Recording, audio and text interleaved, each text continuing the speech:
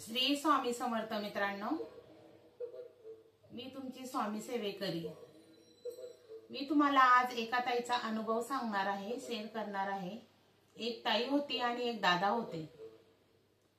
जवळपास त्यांचं लग्न 2005 मध्ये झालेलं होतं। तर ते दोघं लग्न झाल्यानंतर खूप मोठा परिवार होता। कालांतराने लग्न झाल्याबरोबरच 8 दिवसांनी त्यांचा परिवार वेगळा झाला आणि नवीन विवाहित जोडपं होतं म्हणून त्यांना वेगळं झाला हा अनुभव खूपच वेगळा वाटत होता। पण काय करणार, जसं तसं त्या सेवेकऱ्या ताईंनी आणि त्या दादांनी, ते अगोदर काही स्वामींचे सेवेकरी नव्हते, तर ते वेगळे झाल्यानंतर त्यांनी संसाराला सुरुवात केली। सुरुवात झाल्यानंतर काही दिवसांनी खूप दिवस त्यांचे त्रासदायक ठरत जात होते, पण काही दिवसांनी त्यांना हळूहळू त्यांच्या परिस्थितीमध्ये सुधारणा येऊ लागली। पण ती सुधारणा कशी? ती सुधारणा आली आपल्या महाराजांमुळे, आपल्या स्वामींमुळे, आपली स्वामी आईमुळे। ते दादा त्यांचा अनुभव सांगताना त्यांच्या चेहऱ्यावर तो आनंद तो दिसून येत होता।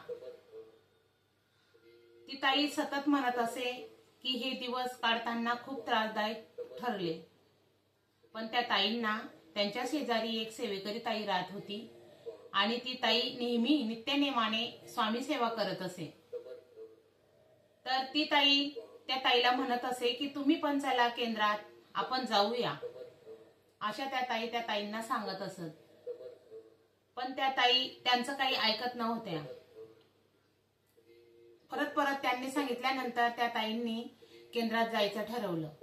ज्या दिवशी त्या केंद्रात गेल्या त्या दिवशी तिथं देवीचे पाठ चालू होते, म्हणजे सप्तशतीचे पाठ चालू होते। तिथं गेल्यानंतर त्या ताईंना ते वातावरण आणि तो वेगळाच आनंद त्यांना अनुभवला। मग त्या घरी आल्या। घरी आल्यानंतर परत त्यांनी त्या ताईंना कॉल केला आणि सांगितलं की ताई, उद्या तुम्ही जर केंद्रात जाल ना तर प्लीज मला सांगा बरं का। मग त्या ताईंसोबत नित्यनेमाने केंद्रात जाऊ लागल्या। परिस्थिती खूप गरिबीची होती, कळत नव्हतं काय करायचं म्हणून। स्वामी सेवा करत असताना त्यांना भरपूर काही अनुभव यायला लागले। थोड्या दिवसांनी त्या गावामध्ये स्वामी पादुका हे योग येऊन आला। स्वामींनी हा योग त्या गावात आणला आणि त्या ताईंनी स्वामींच्या पादुका पूजन हे घेतलं, करायचं ठरवलं। मिस्टरांनाही सांगितलं, मिस्टरांनी त्या ताईंचं ऐकलं आणि त्यांनी पादुका पूजनचं नियोजन केलं। ही सगळी स्वामींची लीला बरं का, म्हणजे स्वामींना त्यांच्याकडनं करून घ्यायचं होतं। तर त्या ताईंनी जेव्हा स्वामींची पादुका पूजन केली त्यानंतर ताईंची परिस्थिती हळूहळू सुधरू लागली।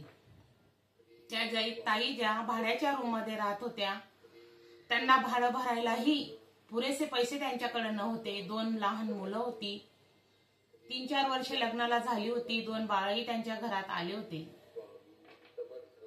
मग त्या ताईंनी काय केलं, पादुका पूजन केलं आणि नंतर थोड्या दिवसांनी त्या ताईंची परिस्थिती हळूहळू सुधरू लागली। त्यांच्या चेहऱ्यावरचा आनंद एवढा छान वाटत होता मला ऐकून की खरंच स्वामी म्हणजे काय आहे हा अनुभव मला त्याच्यातनं होत होता। त्यांनी पूजा केली व्यवस्थित, त्यांची ती पूजा पार झाली। स्वामी पादुका पूजन पूर्ण केली त्यांनी आणि थोड्या दिवसांनी मग त्यांचे दिवस हळूहळू पलटू लागले। खूप महत्व आहे बरं का आपल्या स्वामींचं, खूप भारी वाटते त्यांची सेवा करून। अनुभव तर एवढे आहे की सांगायला कमी पडतील। तर त्यांची परिस्थिती सुधारली, हळूहळू चांगले दिवस येऊ लागले। त्या ताई स्वामी सेवा करू लागल्या। त्यांचे मिस्टरही त्यांच्या सोबत त्यांच्या सोबतीला उभे होते आणि स्वामी तर त्यांच्या पाठीशी होतेच। हळूहळू त्या ताईंचे दिवस चांगले यायला लागले, त्यांची परिस्थिती सुधारली। त्यांनी स्वतःचा एक खाली फ्लॅट घेतला, त्याचं बांधकाम सुरू केलं। ते बांधकाम पण पूर्ण झालं।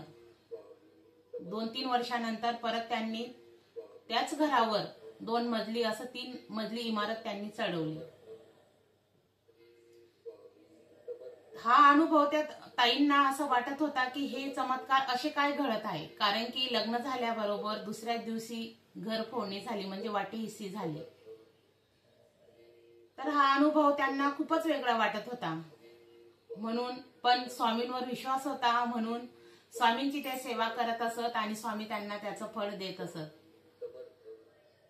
अजून काही दिवसांनी परत त्यांनी बाजूचा एक प्लॉट घेतला, तिथं पण त्यांनी फ्लॅट बांधला, 3 मजली काम ते पण पूर्ण केलं. असं करून त्या ताईंनी स्वतः राहायचं ते 3 मजली आणि बाजूचं 3 मजली असे त्यांनी घरं बांधले. आता ज्या ताई भाड्याच्या रूम मध्ये राहत होत्या, आता त्या 10 भाडेकरू त्यांच्या घरात ठेवतात. विचार करा तुम्ही, हा चमत्कार कसा घडला असेल बरं, तुम्ही सांगा. खरंच खरंच खूप वेगळी महिमा आहे माझ्या स्वामींची. खरंच मनाला खूप वेगळंच अनुभव देत असतात. थोड्या दिवसांनी मग त्या ताईंनी हळूहळू त्यांचे दिवस पलटले. स्वामी सेवेला त्या भरपूर मान देऊ लागल्या. त्यांचे मिस्टरही खूप मान देऊ लागले, मुलंही स्वामी स्वामी करू लागले. आता त्या ताईंची परिस्थिती खूप छान आहे. 10 भाडेकरू त्यांच्या घरामध्ये सध्या राहत आहे. खरंच त्या ताईंचा हा अनुभव ऐकून मनाला खूप धीर मिळाला. त्या ताई दुसऱ्या कोणी नाहीच तर मीच तुमची स्वामी सेवेकरी आहे. श्री स्वामी समर्थ. मित्रांनो, माझा व्हिडिओ, माझी कहाणी जर तुम्हाला मनाला स्पर्श झाली असेल तर माझ्या चॅनलला सबस्क्राईब करा, लाईक करा, फॉलो करा. आणि माझी एकच इच्छा आहे मनापासून, मी खरं सांगते की महाराज माझ्या जीवनात आले आणि माझं आयुष्यच सुधारलं. मी महाराजांची खूप ऋणी आहे. मी म्हणते की मी काहीतरी मागच्या जन्मी काहीतरी पुण्य केलं असेल, म्हणून महाराजांनी ही सेवा माझ्यापर्यंत पोहोचली त्या ताईंच्या स्वरूपात, आणि मी महाराजांच्या चरणी लागली. असं काही नसतं.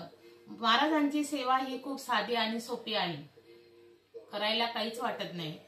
तुम्ही जरी फक्त शुद्ध मनाने आणि नित्य नेमाने महाराजांच्या स्मरणी महाराजांना सांगायचं, स्वामी मी तुमचा दास, तुम्ही जे काही कराल तेच मला मान्य असेल आणि मी तेच करेल. मला दुसरं काहीच नको, मला फक्त तुमच्या चरणाशी ठेवा, तुमची धूळ म्हणून मला पायाशी लावून ठेवा, एवढी विनंती स्वामींना करायची. आणि असं काही नसतं. आता भरपूर लोकांना प्रश्न पडतो की स्वामी सेवा म्हटली की मग नॉनव्हेज वगैरे सोडावं लागतं. महाराज काय म्हणतात, अरे तू मला मनापासून हाक दे. महाराज आपल्या पाठीशी नेहमी येत असतात.